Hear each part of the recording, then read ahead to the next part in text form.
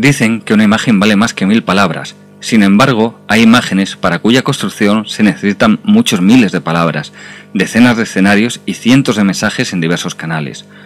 Un buen ejemplo es la construcción de la imagen de un gobierno, que se conforma en buena medida en los primeros meses de este en el poder. Y de eso trata 100 días una imagen, el libro en el que el consultor de comunicación política Pau Canaleta ofrece las claves sobre cómo debe comunicar un nuevo ejecutivo durante el periodo de gracia inicial de su nuevo mandato. Muchas gracias por venir a Periodista Digital. Muchas gracias a vosotros por invitarme. Bueno, usted parte en su libro de la idea de que a los gobiernos se le concede 100 días de gracia, tanto por parte de la oposición, de los medios de comunicación y de la ciudadanía en general. Sin embargo, viendo cómo está el ambiente político, incluso mediático en España, da la impresión de que esa norma sagrada se ha ido perdiendo. ¿Por qué? Bueno, se ha ido perdiendo un poco por lo que tú has dicho, ¿no? Que a medida que hay tantos sucesos que pasan y un contexto tan complicado, obviamente pues los 100 días de gracia no llegan a 100 días, ¿no?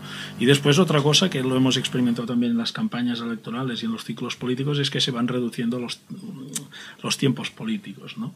Y este periodo de 100 días, con la información y los medios, con la rapidez en la que circulan tan diferente de antaño, pues también se va reduciendo un poco este periodo de gracia, ¿no? Pero bueno, aún así es un periodo en el que el gobierno puede aprovechar para construir su imagen y que seguramente es el mejor momento que tendrá a lo largo de un mandato. Sí, porque incluso vemos muchas veces, ¿no?, como ya se reclama que el gobierno ha tomado tal medida o tal otra medida que además son medio recalado, ¿no?, y como no se da prisa y de repente es una tertulia que alguien dice, es que llevamos 40 días al gobierno, llevamos 50 días. O sea, es curiosísimo, ¿no?, esto de los plazos, cómo se han acelerado. Exacto. Y aquí en el gobierno actual, pues más que los 100 días o lo que suceda cada día, es los viernes, ¿no?, que es después de la reunión de ministros, de que cada día se anuncian medidas además de calado, ¿no? Pero bueno, seguramente ya veremos cómo se irán sucediendo estas reformas en los viernes durante este periodo de 3-4 meses que duran los 100 días. Sí, bueno, aunque su libro se centra más en la estrategia de comunicación de un nuevo gobierno municipal. Sí, pero bueno, también está pensado para gobiernos regionales o gobiernos Claro, nacionales. pues es lo que le iba a decir, se puede aplicar muchas medidas, o lo podría leer perfectamente cualquier gobernante, a los cuales además usted se dirige en primera persona, o sea, en segunda persona, o sea, le da consejos, hace esto, haz lo otro, no es debe hacer. No, porque es la intención era que fuera ágil, que fuera un pequeño manual, que fuera útil, sobre todo para esto, ¿no?, para cargos electos, responsables de comunicación, etcétera, que pudieran aprovechar este gran periodo en que la atención pública está centrada en descubrir un poco hacia dónde irá el gobierno, qué prioridades son, cómo es, para comunicar y construir la imagen de gobierno que seguramente perdurará a lo largo de toda la legislatura. Sí, ¿no? Y ahora que habla usted de responsable de comunicación, en su libro se ve que la comunicación del nuevo gobierno es una comunicación no centrada solo en los periodistas, o sea, los periodistas tienen una labor, pero hay una comunicación hacia dentro de las instituciones, una comunicación hacia los ciudadanos a través de vías como las redes sociales, internet. ¿Cómo puede no se corre muchas veces el riesgo de que los directores de comunicación de los ministerios, de los ayuntamientos, de las comunidades, que suelen ser muchas veces periodistas profesionales, no se den cuenta de esa apertura hacia otras vías de comunicación? Es uno de los problemas, ¿no? Y, poco a poco va cambiando, pero es difícil. Es el paso de los responsables de prensa, o gabinete de prensa, gabinete de comunicación o responsable de comunicación, ¿no? Porque la comunicación ya no solo es la prensa aún tiene el poder que tiene, es un poder muy importante y muy necesario, más en tiempos como el actual, pero la comunicación, es decir, un gobierno, una institución, puede comunicar muchísimo más que solo a través de un intermediario, en este caso los periodistas, ¿no? Puede apelar directamente a los votantes, puede apelar también a esta competencia que le ha salido a los periodistas, que son la ciudadanía, que también crea información y que está generando opinión, y puede utilizar también toda su capacidad a nivel de instalaciones, etcétera, para comunicar un mensaje o un proyecto político, ¿no? Es decir, que es mucho más, y esto es una lucha que poco a poco se irá ganando y supongo que se acabará consolidando, pero bueno, es un cambio de chip que cuesta. Sí. Pero mójese, no le pido que valore la acción de gobierno de Mariano Rajoy, solo le pido que valore su comunicación. ¿Cuál ha sido, para empezar, su mayor acierto en comunicación desde que está en el poder? Yo creo que su mayor acierto en comunicación y lo digo en el libro, que yo creo que es una cosa importante en los 100 primeros días, es el hecho de visualizar o exponer de una manera clara los liderazgos que hay en el gobierno, ¿no? Y él no solo los ha expuesto rápidamente, sino que además ha hecho que sean quien mejor comuniquen el proyecto, ¿no? En este caso, apoyado en 3 caras muy fuertes. En primer lugar, la vicepresidenta primera, ¿no?, Soraya Sáenz de Santamaría, y después los 2 responsables económicos, ¿no? Que es en el contexto en que estamos, los temas económicos son claves, y ha logrado o ha construido 2 caras muy potentes, una en cara a los mercados y cara a la Unión Europea y el exterior, que sería Luis de Guindos, y una más cara adentro, que sería Cristóbal Montoro, ¿no? Esta visualización de los liderazgos y reparto de responsabilidades de una manera clara y de atención mediática, yo creo que es un gran acierto. Y ya que nos mojamos, ¿cuál ha sido el mayor error? Yo creo que el mayor error, aunque no sé si es un error, sino que va ligado un poco al personaje, en este caso al presidente, que liga mucho con su manera de ser, es el no exponerse más a la opinión pública. Yo creo que en un momento como el actual, con las medidas duras que hay y tal, le saldría reforzado con un liderazgo si él pues saliera y tuviera mayor protagonismo, porque la gente es muy consciente de que se han de tomar medidas, asume las medidas siempre que estén justificadas, es decir, con argumentación. El entorno europeo y los ejemplos de lo que pasa en otros países como Grecia y tal, en el caso de que no tomamos medidas, hace que la gente más o menos sea consciente de la necesidad de tomar medidas. Y yo creo que si él proyectara públicamente, explicara por qué se toman las medidas, un poco vislumbrara un horizonte de futuro, etcétera, saldría mejor reforzado su liderazgo, ¿no? Y ahora que habla de medidas, usted, uno de los consejos que da es que no tome medidas que vayan en contra de su programa o de lo que ha prometido. Exacto. Sin embargo, vemos como enseguida Mariano Rajoy, desde el gobierno dicen que ha sido por las circunstancias, se han visto obligados a ellos, subió los impuestos, y enseguida en internet empezó a circular esa imagen de Mariano Rajoy con el cartel de menos impuestos. Eso... Este es uno de los peligros que, bueno, la política es la gestión un poco de los problemas que surgen, ¿no? Y en este caso es obvio que las presiones y todo lo que ha sucedido, ¿no?, con los mercados, el primer riesgo, las presiones, bueno, en este caso el Estado se tiene que financiar con créditos, etcétera, provoca que te contradigas con alguna de las propuestas, ¿no? Lo primero yo que recomendaría es sobre todo, intentar tocar aquellas cosas que contradigan menos tu programa, ¿no? Que creo que ya lo deben haber estudiado y por eso la resistencia esta de la subida del IVA, ¿no?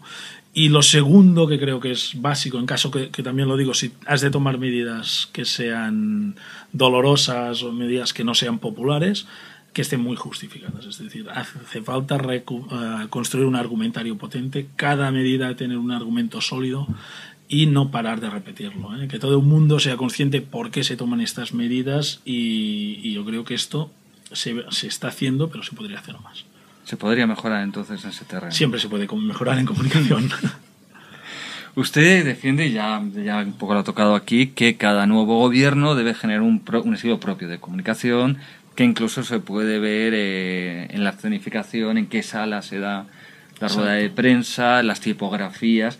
Algo parece que prácticamente ya en comunicación estuviera todo inventado. ¿Cómo puede un gobierno hacer algo nuevo sin romper además con una continuidad institucional que siempre hace falta, sobre todo cuando sea el gobierno de la nación? O sea... Sí, pero aunque sea un gobierno de la nación, es obvio que, bueno, se tienen que mantener unas formas, porque la tradición, la institución es muy importante, pero siempre se puede innovar en el estilo comunicativo, ¿no? La gente ha de notar que hay un nuevo gobierno, ¿no?, que tiene un nuevo estilo, y el estilo comunicativo también ha de comunicar un poco cuál es tu proyecto de país, ¿no? Y en este caso, pues bueno, se puede cambiar la escenificación en las ruedas de prensa en la Moncloa, se pueden buscar nuevos espacios dentro de espacios institucionales, jugar con portavoces, cambiar horarios, es decir, buscar un propio estilo en que la gente ya reconozca el nuevo gobierno a través de la comunicación, sin esperar ver las caras, ¿no?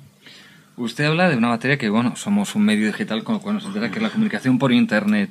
Usted incide especialmente en las redes sociales y y para usted es muy importante que una vez que se terminan las elecciones no hay que abandonarlas. En España, esto es básico. En España, sin embargo, vemos que pasan las elecciones y de repente estos políticos que se dedicaban en Twitter prácticamente de modo compulsivo a lanzar mensajes, que estaban en Facebook también de forma compulsiva, desaparecen. ¿Vamos a ver un cambio? ¿Estamos viendo un cambio? ¿O todavía queda mucho que aprender? Queda mucho que aprender. Otros países lo tienen, bueno, tienen más conciencia de ello, pero yo creo que poco a poco se irá mejorando, ¿no? Porque en el fondo cuando entramos en a comunicar a través de una red social o a través de Internet, utilizamos un medio que tiene su propio lenguaje, ¿no? Y un político, su valor más valorado, es lo que la gente, su tesoro más preciado es la credibilidad, ¿no? Sí, claro, si nosotros en un medio que tiene su propio lenguaje no llegamos a ser creíbles, no tiene sentido comunicar a través de este medio, ¿no? Por tanto, y la credibilidad solo nos la dará si la gente, en este caso los usuarios de Internet, de las redes sociales, nos otorgan esta credibilidad. En el caso que nosotros intentemos comunicar sin la credibilidad, por tanto no entendemos el medio, no actuamos de una manera como se actúa en el medio, bueno, lo único que pasa es que no nos harán caso y por tanto todo lo que hagamos no tendrá sentido. Sería positivo, pues por ejemplo, cuando hay cuentas en las redes sociales institucionales, pero el candidato, antiguo candidato, actual gobernante o actual ministro, da igual, tenga su cuenta personal, mantener esa doble identidad, por ejemplo, la cuenta de Mariano Rajoy y presidencia del gobierno, y mantener una doble actividad. Sí, y tanto. Y yo recomiendo hasta hasta incrementar y poner otro nuevo perfil, en el caso de Twitter o Facebook y tal.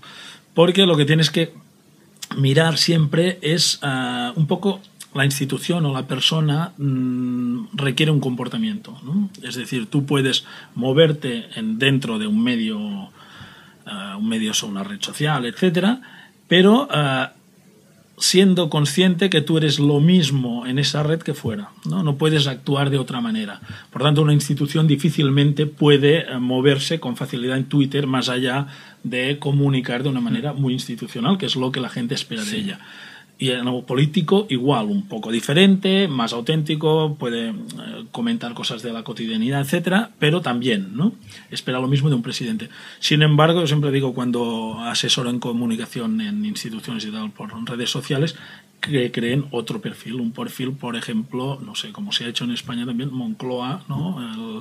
Es decir, o Departamento de Comunicación, se explicita quién hay detrás, que es un equipo y tal, y ya tiene mucho más margen que el gobierno de España, ¿no? Para comunicar, es decir, buscar estos caminos intermedios de responsables de comunicación o una institución intermedia, como lo hace la Casa Blanca, etcétera, ¿no?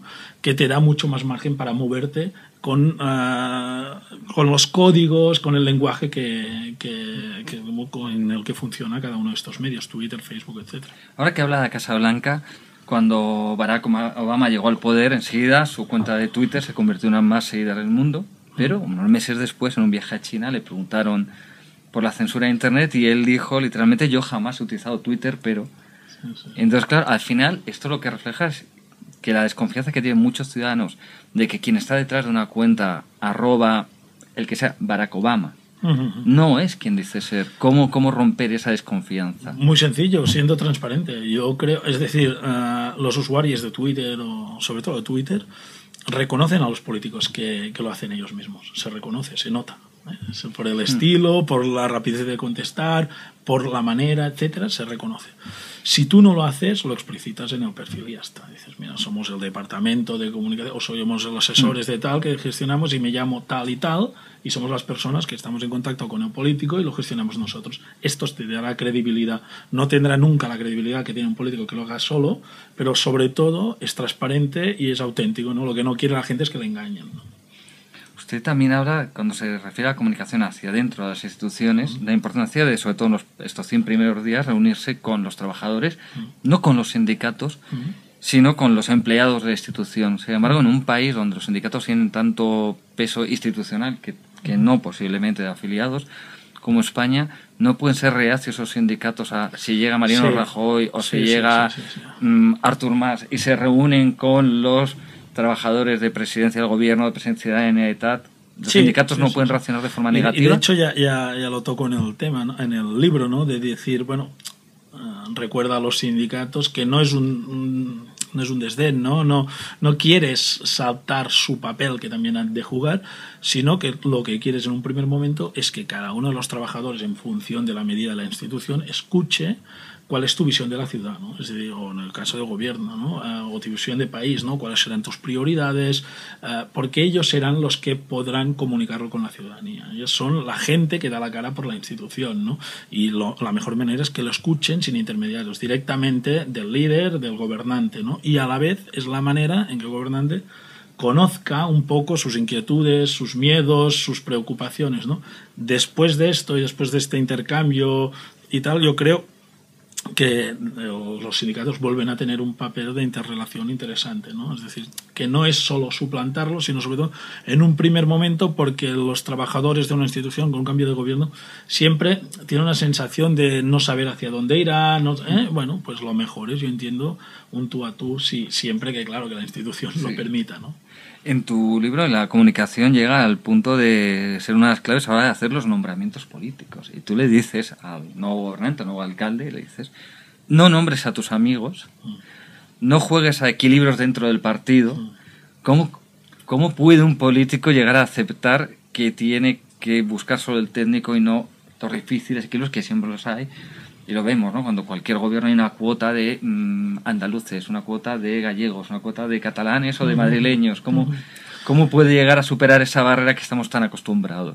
Sí, porque cuando nombras el gobierno, normalmente se cae, ¿no? Porque la inercia te trae aquí, ¿eh? La dinámica de partido, un poco el funcionamiento de la política en nuestra casa, etcétera, va en esta línea, ¿no? Pero yo siempre aconsejo rodearte de los mejores, ¿eh? Si es posible, rodearte de la gente, que los mejores no solo quiere decir técnicos, también quiere decir políticos, ¿eh? Es decir, gente que tenga experiencia, que conozca, pero tú has de crear un gabinete que funcione muy bien, porque de hecho, si lo hacen bien, el mérito siempre será tuyo, ¿no?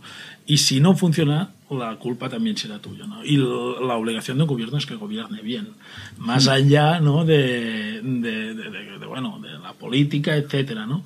Pero es un consejo difícil, yo siempre lo digo, pero es muy difícil por la dinámica y la inercia propia, ¿no? Igual que los gobernantes suelen ser personas con un ego importante, ¿no? Y se rodean de gente que hace que este ego les crezca, y es necesario, ¿eh? Porque hay de haber ambición en un gobernante, ¿no? Pero siempre tienes que intentar rodearte de gente que te pueda contradecir, y porque siempre te acabará beneficiando, ¿no? Y en esto tenemos casos muy claros de gobernantes que lo han hecho y que las cosas salen mucho mejor porque pueden responder mucho mejor, ¿no?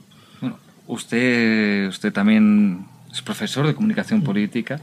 Usted, cuando a un político en activo le dice, pero no hagas esto y haz esto otro, ¿cómo reacciona? Porque muchas veces nos da la impresión de que los políticos quieren saberlo todo y son muy reacios. ¿Cómo reaccionan antes? Nunca puedes decirlo de esta manera, ¿eh? Es decir, los políticos, sobre todo cuando con más experiencia, que tienen más años y tal, ellos siempre tienen la sensación que no les has de enseñar nada, ¿no? Porque ellos ya han ganado elecciones y saben cómo ganar elecciones, ¿no? Que esto funciona en un determinado momento, pero no quiere decir que siempre funcione, ¿no? Pero la primera manera, yo creo que lo que se tiene que hacer es que ellos vean que les eres necesario, ¿no? Que tus consejos, los detalles, la estrategia que marcamos en comunicación, etcétera, pues da sus frutos y se va avanzando y va viendo que realmente mejora su comunicación, ¿no? Es esto, es ganarse la confianza en el día a día, ¿eh? Y después sí que te ven más necesario y casi que no pueden prescindir de ti, ¿no? Pero no puedes entrar de primer momento y decir, no, ahora yo lo cambiaré. No, el primer momento escuchar lo que dicen, estar en un segundo plano, pero siempre que vea ello, que note que los consejos que das y un poco la ciencia política pues tiene un sentido, ¿no? Entonces, ¿cree usted que los políticos españoles están superando esa obsesión por la telegenia que tanto les ha caracterizado durante varias décadas, haciéndole olvidar cualquier otro aspecto de la comunicación? Yo creo que cuesta mucho, ¿eh? Cuesta mucho porque la televisión parecía que estaba, bueno, en declive con la aparición de los nuevos medios, y no, aún es el medio dominante, ¿no? Y es difícil que este cambio de chip, ¿no? Pero bueno, yo creo que a medida que las nuevas generaciones entiendan o les obliguen a utilizar nuevos medios, tendrán que Porque, bueno, este es un ejemplo, ¿no? Cada vez es no solo periodismo o la comunicación, sino cualquier cosa gira en múltiples canales. Ya no solo hay un medio, aún hay un medio dominante, que es la televisión, pero hay múltiples ramificaciones en las que también se ganan o se pierden elecciones, ¿no? Ahora quería terminar con una pregunta tal vez un poco incómoda para alguien que su negocio es enseñar y asesorar en comunicación política, porque igual alguien se puede sentir ofendido por no ser el que sabe su nombre en la respuesta. Pero, ¿qué partido y qué político concreto son los que mejor dominan la comunicación política en España en la actualidad? No me lo había planteado, pero hay muchos que dominan muy bien la comunicación política. Uno de los problemas quizá es que dominan parte de la comunicación política, pero en cambio no acaban de dominar. Esperanza Aguirre, por ejemplo, estamos en Madrid, domina muy bien la comunicación, porque en el fondo la comunicación política o la comunicación va muy en función de la comunicación directa. La comunicación solo o simplemente es comunicación directa. Es decir, el político que se relaciona muy bien del tú a tú fácilmente funcionará también a través de otros medios. Lo único que tiene que hacer es intentar canalizar esta comunicación directa a través del medio, ¿no? Es decir, como en una entrevista, pues dirigirse a la televisión como si detrás de la cámara hubiera una persona y hablarle en el lenguaje directo, pero el lenguaje que exige un medio, ¿no? La radio igual, o el medio de escrito igual, o internet igual, ¿no? Esperanza Aguirre es un buen ejemplo. Bueno, hay muchos.